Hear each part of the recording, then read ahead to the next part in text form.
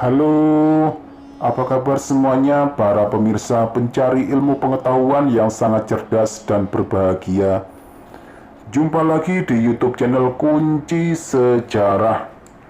Kali ini Kunci Sejarah akan memberikan sebuah ilmu pengetahuan baru buat kalian semua, pastinya spesial, yaitu mengenai sesosok Bapak Presiden yang ada di negara Indonesia, yaitu Bapak Presiden Soeharto.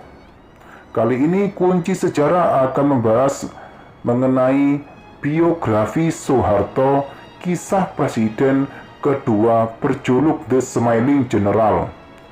Mari simak dengan baik-baik agar menambah ilmu pengetahuan dan agar tidak salah paham. Soeharto dikenal sebagai presiden kedua Indonesia. Ia merupakan presiden Indonesia yang memiliki masa jabatan terlama, yaitu sekitar 32 tahun.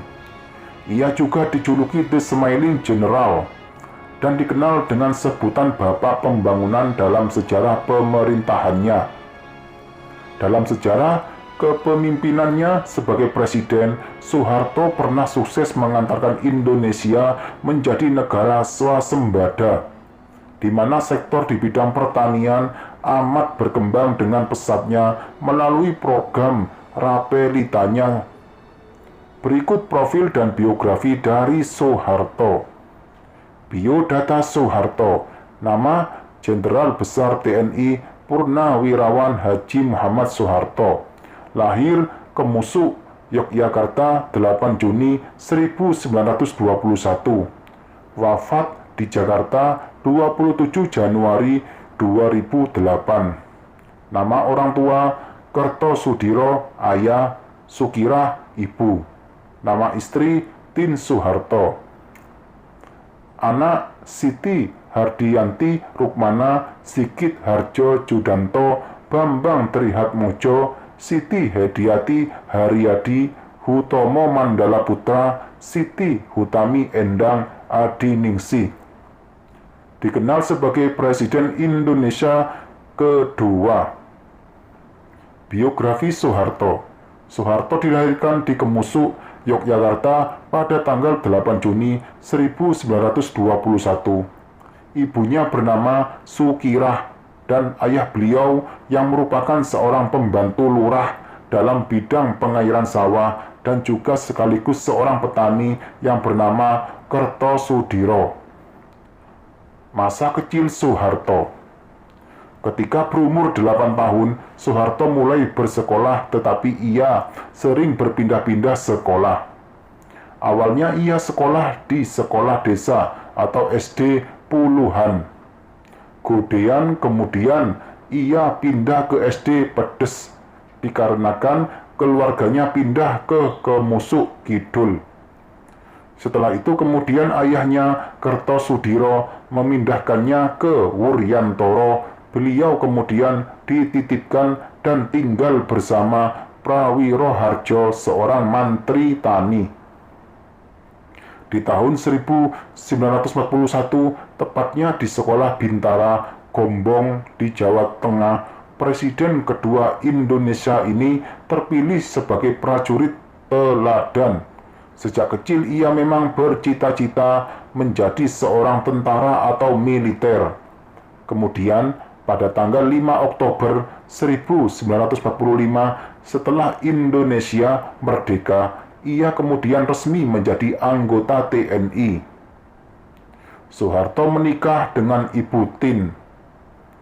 Setelah itu kemudian Soeharto menikahi Siti Hartinah atau Ibu Tin yang merupakan anak seorang Mangkunegaran pada tanggal 27 Desember 1947, di mana usianya ketika itu 26 tahun dan Siti Hartinah atau Ibu Tin berusia 24 tahun.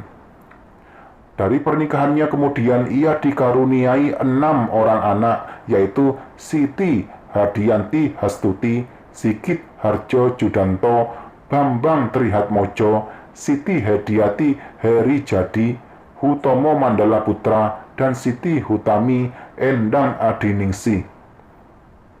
masuk militer. Jalan panjang dan berliku dilaluinya ketika merintis karir militer dan juga karir politik.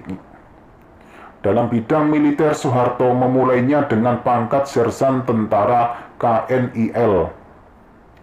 Dari KNIL situ, ia kemudian menjadi komandan peta pada zaman penjajahan Jepang. Setelah itu, ia menjabat sebagai komandan resimen berpangkat mayor, kemudian menjabat komandan batalion dengan pangkat letnan kolonel. Sejarah bangsa Indonesia tidak bisa dilepaskan dari peristiwa yang dikenal sebagai Serangan Umum 1 Maret 1949. Itu merupakan peristiwa yang menjadi catatan penting dalam sejarah bangsa ketika resmi merdeka dari penjajahan bangsa Belanda selama 3,5 abad.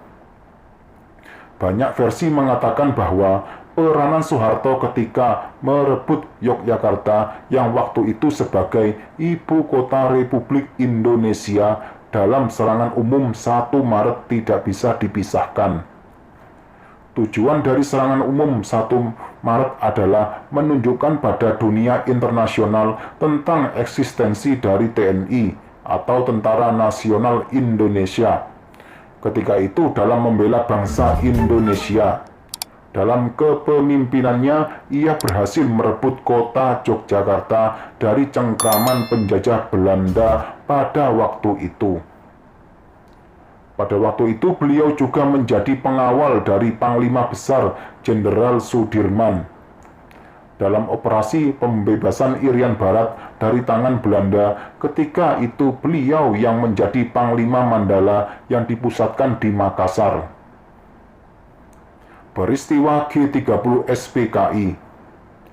Ketika peristiwa G30 SPKI meletus pada tanggal 1 Oktober 1965, kekosongan pimpinan membuat Soeharto yang kala itu menjabat sebagai Pangkostrat kemudian bergerak cepat mengambil alih kendali pimpinan Angkatan Darat. Kemudian mengeluarkan perintah yang cepat untuk mengatur dan mengendalikan keadaan negara yang kacau akibat dari kudeta oleh PKI. Dalam biografi Soeharto diketahui bahwa setelah peristiwa G30 SPKI, ia kemudian menjabat sebagai Panglima Angkatan Darat menggantikan Jenderal Ahmad Yani yang gugur di tangan PKI. Selain sebagai Panglima Angkatan Darat, ia juga menjabat sebagai Pangkop Kamtib yang ditunjuk oleh Presiden Soekarno pada waktu itu. Puncak karir Soeharto ketika ia menerima surat perintah 11 Maret atau yang dikenal sebagai Super Semar oleh Presiden Soekarno pada bulan Maret 1966. Dalam isi Super Semar ini disebutkan bahwa ia ditugaskan untuk mengendalikan keamanan dan juga ketertiban negara yang kacau setelah kudeta yang dilakukan oleh PKI dan mengamalkan ajaran besar revolusi Bung Karno. Soeharto sebagai Presiden kedua Indonesia. Setelah peristiwa G30 SPKI, keadaan politik dan juga pemerintahan Indonesia makin memburuk. Kemudian pada bulan Maret 1967 dalam sidang istimewa MPRS yang kemudian menunjuk Soeharto sebagai Presiden kedua Republik Indonesia yang menggantikan Presiden Soekarno, di mana pengukuhan sebagai presiden dilakukan pada Maret 1968. Orde Baru Soeharto.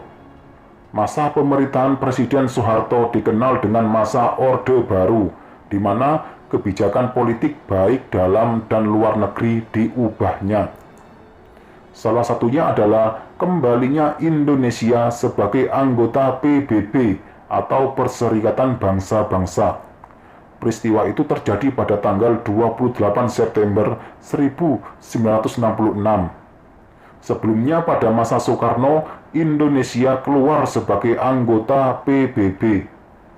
Pada tahap awal, ia menarik garis yang sangat tegas pengucilan politik dilakukan terhadap orang-orang yang terkait dengan Partai Komunis Indonesia yang kala itu dipimpin oleh D.N. Aidit. Sanksi kriminal dilakukan dengan menggelar mahkamah militer luar biasa untuk mengadili anggota atau simpatisan PKI sebagai pemberontak. Pengadilan digelar dan sebagian dari mereka yang terlibat dibuang ke Pulau Buru. Bahkan sebagian yang terkait atau masih pendukung dari partai PKI dihabisi dengan cara dieksekusi massal di hutan oleh militer. Program pemerintah Soeharto diarahkan pada upaya penyelamatan ekonomi nasional. Ini terutama pada stabilisasi dan rehabilitasi ekonomi. Yang dimaksud dengan stabilisasi ekonomi berarti mengendalikan inflasi agar harga barang-barang tidak melonjak terus. Dan rehabilitasi ekonomi adalah perbaikan secara fisik sarana dan prasarana ekonomi. Hakikat dari kebijakan ini adalah pembinaan sistem ekonomi berencana yang menjamin berlangsungnya demokrasi ekonomi ke arah terwujudnya masyarakat adil dan makmur berdasarkan Pancasila. Program stabilisasi ini dilakukan dengan cara membendung laju inflasi. Di masa pemerintahan Presiden kedua Indonesia ini berhasil membendung laju inflasi pada akhir tahun 1967 hingga 1968. Namun, harga bahan kebutuhan pokok naik melonjak. Rapelita Soeharto. Sesudah dibentuk kabinet pembangunan pada bulan Juli 1968, pemerintah mengalihkan kebijakan ekonominya pada pengendalian yang ketat terhadap gerak harga barang khususnya sandang, pangan, dan kurs valuta asing. Sejak saat itu ekonomi nasional relatif stabil. Setelah berhasil memulihkan kondisi politik bangsa Indonesia, maka langkah selanjutnya yang ditempuh pemerintah Orde Baru adalah melaksanakan pembangunan nasional. Pembangunan nasional yang diupayakan pemerintah waktu itu direalisasikan melalui pembangunan jangka pendek dan pembangunan jangka panjang. Pembangunan jangka pendek dirancang melalui pembangunan 5 tahun atau pelita. Setiap pelita memiliki misi pembangunan dalam rangka mencapai tingkat kesejahteraan masyarakat Indonesia. Sedangkan pembangunan jangka panjang mencakup periode 25 sampai 30 tahun. Pembangunan nasional adalah rangkaian upaya pembangunan yang berkesinambungan yang meliputi seluruh aspek kehidupan masyarakat, bangsa, dan negara. Pembangunan nasional dilaksanakan dalam upaya mewujudkan tujuan nasional yang tertulis dalam pembukaan Undang-Undang Dasar 1945. Pada masa Orde Baru, pemerintah menjalankan kebijakan yang tidak mengalami perubahan terlalu signifikan selama 32 tahun. Dikarenakan pada masa itu, pemerintah sukses menghadirkan suatu stabilitas politik sehingga mendukung terjadinya stabilitas ekonomi. Karena hal itulah maka pemerintah jarang sekali melakukan perubahan-perubahan kebijakan, terutama dalam hal anggaran negara. Pada masa pemerintahan Orde Baru, kebijakan ekonominya berorientasi kepada pertumbuhan ekonomi. Kebijakan ekonomi tersebut didukung oleh kestabilan politik yang dijalankan oleh pemerintah. Soeharto sebagai bapak pembangunan Indonesia. Hal tersebut dituangkan ke dalam jargon kebijakan ekonomi yang disebut dengan trilogi pembangunan, yaitu stabilitas politik, pertumbuhan ekonomi yang stabil, dan pemerataan pembangunan. Dari keberhasilannya inilah sehingga Presiden Soeharto kemudian disebut sebagai bapak pembangunan. Soeharto mundur. Titik kejatuhan Soeharto ketika pada tahun 1998 di mana masa tersebut merupakan masa kelam bagi Presiden Soeharto dan masuknya masa reformasi bagi Indonesia.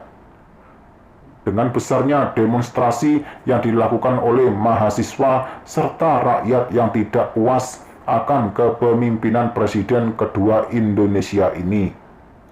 Selain itu, makin tidak terkendalinya ekonomi serta stabilitas politik Indonesia, maka pada tanggal 21 Mei 1998 pukul 9:05 waktu Indonesia Barat, Pak Harto membacakan pidato pernyataan berhenti sebagai Presiden Republik Indonesia setelah runtuhnya dukungan untuk dirinya.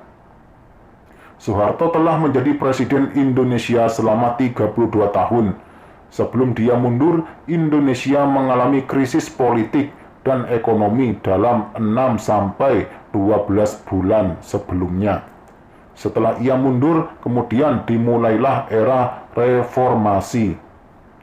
B.J. Habibie melanjutkan setidaknya setahun dari sisa masa kepresidenannya sebelum kemudian digantikan oleh Abdurrahman Wahid pada tahun 1999. Kejatuhan Soeharto juga menandai akhir masa Orde Baru, suatu rezim yang berkuasa sejak tahun 1968 atau selama 32 tahun. Wafatnya Presiden Soeharto. Presiden RI kedua Haji Muhammad Soeharto wafat pada pukul 13:10 waktu Indonesia Barat pada hari Minggu 27 Januari 2008. Jenderal besar yang oleh MPR dianugerahi penghormatan sebagai Bapak Pembangunan Nasional itu meninggal dalam usia 87 tahun setelah dirawat selama 24 hari sejak 4-27 Januari 2008 di Rumah Sakit Pusat Pertamina atau RSPP Jakarta. Berita wafatnya Pak Harto pertama kali diinformasikan Kapolsek Kebayoran Baru, Kompol Diki Sonandi di Jakarta Minggu 27 bulan Januari. Kemudian secara resmi tim dokter kepresidenan menyampaikan siaran pers tentang wafatnya Pak Harto tepat pukul 13:10 waktu Indonesia Barat hari Minggu 27 Januari 2008 di RSPP Jakarta akibat kegagalan multi organ. Kemudian sekira pukul 14.40 jenazah mantan Presiden Indonesia kedua ini diberangkatkan dari RSPP menuju kediaman di Jalan Cendana nomor 8 Menteng, Jakarta. Ambulan yang mengusung jenazah Pak Harto diiringi sejumlah kendaraan keluarga dan kerabat serta pengawal. Sejumlah wartawan merangsek mendekat ketika iring-iringan kendaraan itu bergerak menuju Jalan Cendana, mengakibatkan seorang wartawati televisi tertabrak. Di sepanjang Jalan Tanjung dan Jalan Cendana, ribuan masyarakat menyambut kedatangan iringan kendaraan yang membawa jenazah Pak Harto. Sementara itu, Presiden RI kala itu, yakni Susilo Bambang Yudhoyono, didampingi Wakil Presiden Yusuf Kala dan sejumlah menteri yang tengah mengikuti rapat kabinet terbatas tentang ketahanan pangan, menyempatkan mengadakan jumpa pers selama 3 menit dan 28 detik di kantor Presiden Jakarta, Minggu 27 Januari. Presiden menyampaikan bela sungkawa yang mendalam atas wafatnya mantan Presiden RI kedua itu. Jasa Soeharto sebagai Presiden dan kontroversinya. Jika direnungkan, banyak jasa-jasa besar yang dilakukan Soeharto untuk pembangunan dan perkembangan Indonesia di mata dunia internasional. Sebagian rakyat yang pernah hidup di zaman Presiden Soeharto menganggap zamannya merupakan zaman keemasan Indonesia karena harga-harga kebutuhan pokok yang murah di masa itu yang berbanding terbalik dengan zaman sekarang ini, pertumbuhan ekonomi yang stabil. Soeharto berhasil merubah wajah Indonesia yang awalnya menjadi negara pengimpor beras menjadi negara swasembada beras dan turut mensejahterakan petani. Sektor pembangunan dianggap paling maju melalui Repelita 1 sampai Repelita 6. Keamanan dan kestabilan negara yang terjamin serta menciptakan kesadaran nasionalisme yang tinggi pada masanya di bidang kesehatan. Upaya meningkatkan kualitas bayi dan masa depan generasi ini dilakukan melalui program kesejahteraan dan kesehatan di Posyandu dan KB. Sebuah upaya yang mengintegrasikan antara program pemerintah dengan kemandirian masyarakat. Di zamannya program ini memang sangat populer dan berhasil. Banyak ibu berhasil dan peduli atas kebutuhan balita mereka di saat paling penting dalam periode pertumbuhannya.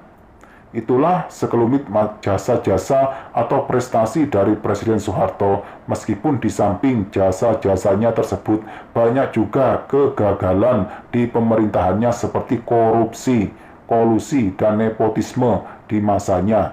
Pembangunan yang tidak merata antara pusat dan daerah sehingga memunculkan kecemburuan dari daerah seperti Papua.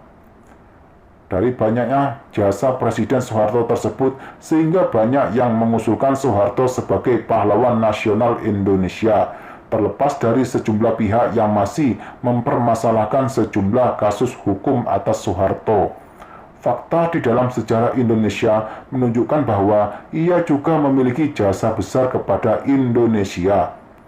Perjuangan Soeharto untuk Indonesia yang tercatat dalam buku Sejarah Bangsa ini antara lain pada masa revolusi fisik antara 1945 hingga 1949, pasca revolusi fisik antara 1962 hingga 1967, dan masa kepemimpinannya sebagai presiden. Sosok Soeharto masih menjadi kontroversi hingga saat ini. Rakyat kecil mengingatnya sebagai pahlawan yang menyediakan bensin murah dan beras yang bisa dijangkau. Polemik soal gelar pahlawan bagi Soeharto pun masih penuh perdebatan. Sebagian setuju, sebagian menolak mentah-mentah. Sebagian menganggap Soeharto pahlawan pembangunan dan penyelamat Pancasila. Sebagian lagi menganggap Soeharto berlumuran darah atas berbagai aksi pembantaian selama peralihan Orde Lama ke Orde Baru, dan seterusnya. Demikianlah penjelasan dari Kunci Sejarah, semoga semakin menambah ilmu pengetahuan ke depannya. Jangan lupa selalu dukung YouTube channel Kunci Sejarah ini dengan cara tekan tombol like dan subscribe agar kalian tidak tertinggal ilmu pengetahuan selanjutnya. Sekian, terima kasih.